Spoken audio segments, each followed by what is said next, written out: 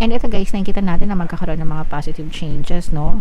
Yung iba sa inyo, you will be inspired. Kasi yung iba sa inyo guys, for the longest time, parang na-stuck kayo sa buhay nyo, walang progress, naging stagnant, walang pag-andar. Pero maaring this time, parang nararamdaman ko dito guys is mas magiging ano na kayo, agresibo in terms of creating opportunity sa buhay nyo. Parang kayo na yung mismo yung gagawa, kayo na mismo yung magkukusa na kumilos para magbago yung buhay nyo.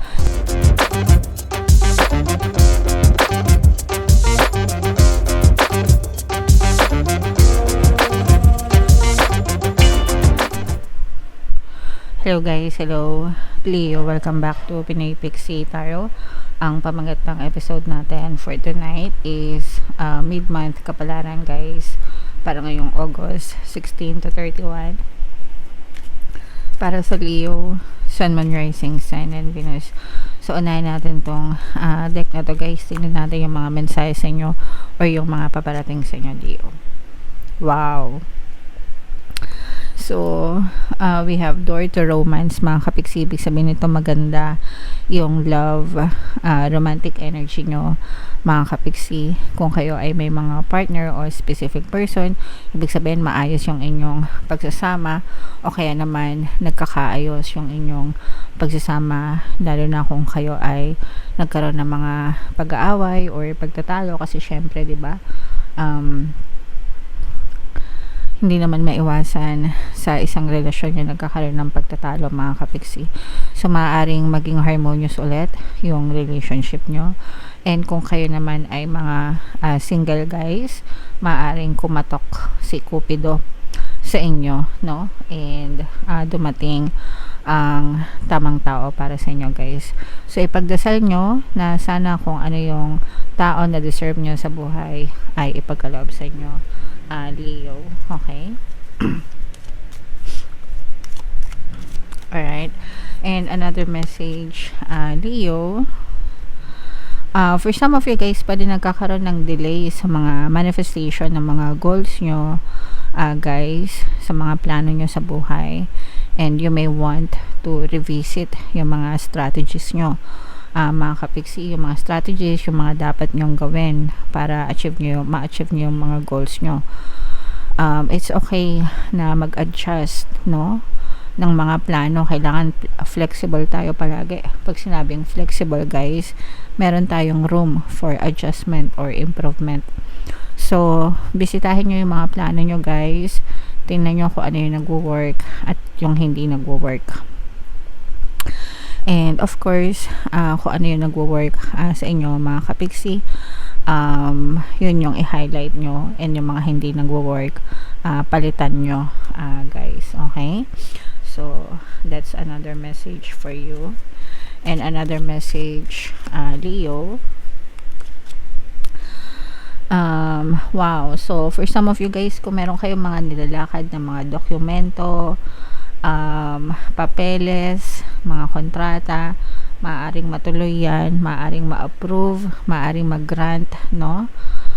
It will work in your favor. Ganun din kung meron kayong mga legal battles or mga legal issues na nilalakad, mga kapiksi. So, magiging pabor sa inyo ang sitwasyon. This is also a reminder to have things in moderation.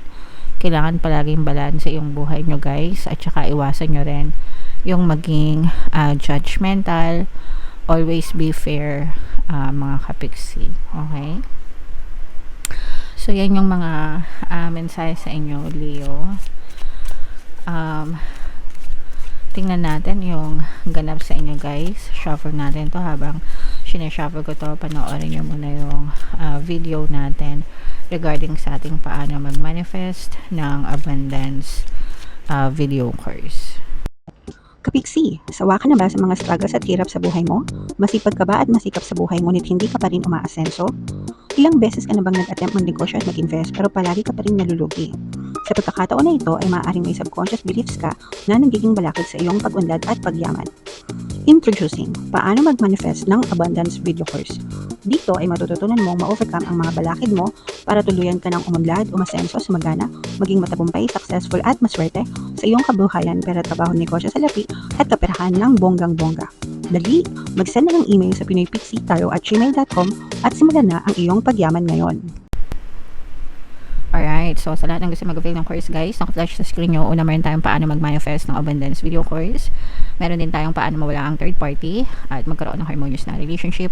And meron din tayong paano pabalikin si ex, device breakup. Sa mga interesado guys, mag-send lang kayo ng email sa pinoypixie@gmail.com. So, Leo guys, kayo ay represent ng King of Swords. Latag natin yung spread nyo mga kapixie. And habang nilalatag natin to guys, sa mga naghahanap ng mga pampaswerte na lucky charms or lucky bracelet, may mga items na makikita kayo guys sa description box nitong video. Check nyo lang mga kapixie, pwede nyo i-check out. Ito yung mga sample items guys. Ito yung aventurine, ito yung citrine. Napakagandang combo pampaswerte. So, this is both negative and positive. Pero this is more on positive guys, no? For some of you guys, nararamdaman ko na parang very chill, very relax kayo. Actually, yung iba sa inyo, ito na yung sinasabi natin na strategy, no? Kasi, yung iba sa inyo guys, di ba? Parang nagkakaroon ng delay sa mga manifestation ng goals nyo. And yung iba sa inyo, parang iniisip nyo na, parang pinaplano nyo or iniisip nyo kung saan kayo nagkamali. Yung iba sa inyo guys, parang medyo may pagsisisi pa nga yung iba sa inyo, no? And okay lang yan guys, kasi sabi nga natin, di ba, nasa huli yung pagsisisi mga kapixie. So kung ano pa yung pwede nyong i-save and kung ano pa yung pwede nyong gawin mga kapixie, gawin nyo para maabot yung mga desires nyo. Pero don't be too hard on yourself, kasi yung iba sa inyo parang ina-exhaust nyo masyado yung sarili nyo mga kapixie. Baka mapagod kayo and baka magkasakit naman kayo, lalo na dahil sa stress guys, okay? So medyo dahan-dahan lang guys, wag masyadong magpagod mga kapixie, okay? And yung door to romance mga kapixie, actually dalawa ito guys. This is una sa romantic relationship mga kapixie, no? Kagaya nga ng sinabi ko sa inyo, maaaring dumating ang inyong mga prinsipe, ang inyong mga prinsesa, depende kung anong gender nyo guys, pero maaaring kumatok, no? May mag-confess, may magpa kilig sa nahihimlay yung puso mga kapixie. Yung iba naman, this is abundance of love and happiness sa family, sa friends mga kapixie. Nakikita natin na very joyful ang energy, masaya, no, sa loob ng tahanan, sa mga kaibigan. So this is also something na ipagpasalamat nyo mga kapixie, kasi maganda din yung dali ng energy sa loob ng inyong relationship. And ito guys, nakikita natin na magkakaroon ng mga positive changes, no? Yung iba sa inyo, you will be inspired. Kasi yung iba sa inyo guys, for the longest time, parang na-stuck kayo sa buhay nyo, walang progress, naging stagnant, walang pag-andar. Pero maaring this time, parang nararamdaman ko dito guys is mas magiging ano na kayo, agresibo, in terms of creating opportunity sa buhay nyo. Parang kayo na yung mismo yung gagawa, kayo na mismo yung magkukusa na kumilos para magbago yung buhay nyo.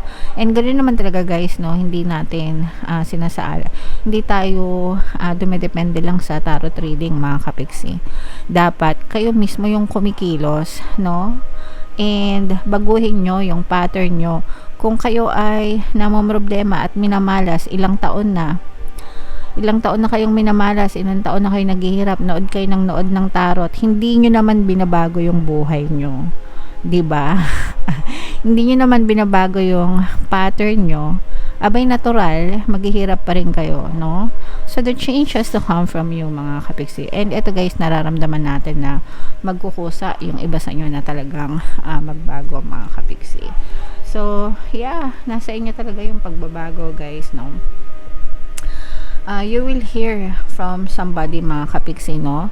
Maaring meron kayong mga kababayan, mga nasa abroad, mga kamag-anak na nasa ibang bansa, or kung sino man. guys, parang medyo nagkalayo kayo nitong person na to, but this person will reconnect with you, mga kapiksi. So maaring makatanggap ka ng marikindle yung relationship nyo ng person na yan, kung sino man yan, guys. And pagdating sa larangan ng kaperahan, mga kapiksi, maaring maraming tumulong sa inyo, especially kung nagdadanas kayo ng konting financial problems, no? Yung iba sa inyo kung nagkakaroon kayo ng konting financial problems, guys, may mga taong matatakbuhan kayo sa paligid nyo. At saka hindi nyo kailangan masyado mag-worry, mga kapiksi, kasi meron kayong mga good karma na nakaantabay sa inyo. So itong mga good karma na to, guys, usually na-experience natin to sa mga panahon na kailangan natin, no? Kaya minsan yung iba, talagang kahit wala silang pera, bigla-bigla na lang nagkakapera sila, may nagbibigay ng tulong, or meron silang pinagkukuhanan. Ganun gumalaw si universe, mga kapiksi. Hindi mo kailangan mag-worry kasi hindi kayo papabayaan ni universe, guys. Kaya importante talaga na magtanim kayo ng good intentions, mga kapiksi, para sa good karma nyo, para sa panahon ng pangangailangan nyo. Si universe mismo yung magsusukli sa inyo, guys. Okay? So, i-mind nyo ng mga good karma na to, guys, siya itong mga positive changes na to, itong mga harmonious na relationship, mga kapiksi. I-mind nyo na sa comment section. Bunot lang tayo ng isa pang card para sa inyong additional na mensahe, guys. Ayan, no? Palagi ko tong sinasabi sa inyo. Energy flows where my intention goes. Kung nasaan yung focus ng attention nyo, guys, nandun din yung energy nyo. So, kung araw-araw nasa ng energy nyo, nasa ng isip nyo, kung araw-araw nasa reklamo kayo, problema na naman, ganito na naman, ay nako, ay ganyan, 'di ba? Kung worry, stress, kung ganyan ang pattern ng pag-iisip nyo araw-araw, tuwing gumigising kayo araw-araw, ay manonood ako ng tarot reading, baka may blessing.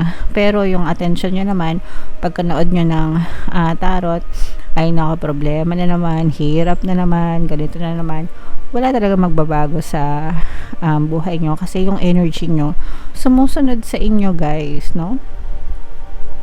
Sumusunod sa attention nyo. So kung gusto nyo magbago yung buhay nyo, focus on gratitude, pagpapasalamat, blessings, abundance, guys. Kaya ko nga kayo pinapamind, kaya ko nga kayo pinapa-affirm, mga kapiksi. Tinuturuan ko kayo ng mga good habits, no? Para yung attention nyo nandoon sa pagpapala, sa pagpapasalamat, sa blessing, sa kasaganaan. Kapag doon nyo finofocus yung attention nyo, kahit naghihirap kayo right now, yung energy nyo susunod dun sa attention nyo. And eventually, mapupush out din siya sa inyong physical reality. But you have to persist. Hindi siya ginagawa ng isang araw lang, isang oras lang, tapos kinabukasan reklamo na naman. Hindi ganon, guys. Dapat araw-araw niyong ginagawa hanggang sa tuluyang magbago yung dominant energy nyo, mga kapiksi. And kapag nagbago yung dominant energy nyo, magbabago din yung buhay nyo. Okay? Ay, sana naintindihan nyo, kasi ang dami pa rin hindi nakaintindi, mga kapiksi. Kahit na paulit-ulit tayo dyan. Anyway, comment down below if feeling nyo naka-resonate kayo dyan, guys. And yung mga magaganda, again, i-mind nyo na, mag-affirm kayo, guys. For more tarot reading, ito yung playlist nyo. Ito naman yung ating success stories ng paano mag-manifest ng abundance video course. Thank you for liking, sharing, and subscribing, guys. See you next time. I love you all. Have a nice day. Bye-bye.